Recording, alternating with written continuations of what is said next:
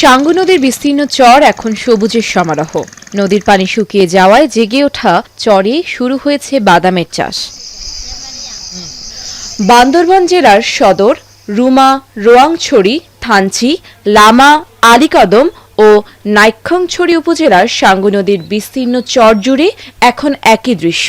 প্রতিবছর নভেম্বর থেকে ডিসেম্বর মাসে নদীর পানি শুকিয়ে গেলে দুই তীরে বাদাম রোপণ করেন চাষিরা।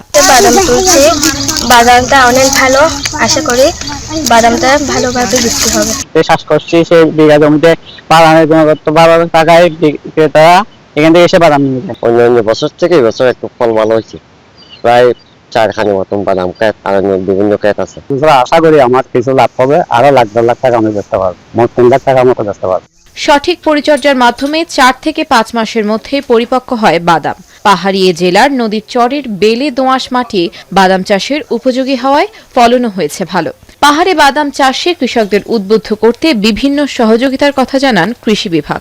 পরিকল্পিতভাবে যদি আমরা তাদেরকে আরো প্রশিক্ষণ দিতে পারি, তাদেরকে আমরা আরো মোটিভেশন করতে পারি, তাদেরকে যে জমিগুলি আছে সবগুলি আমরা কাজে লাগাইতে পারি, তাহলে উৎপাদন বহুগুণে বেড়ে যায়। এবং যাত্রা যদি আমরা বিশেষ করে এই বছর আমরা প্রণোদনা দিয়েছি, 200 জন কৃষককে আমরা প্রণোদনা দিয়েছি 200 বিঘা জমির জন্য, এবং এটা যদি আরো বাড়ানো যায় কৃষকরা লাভবান হবে।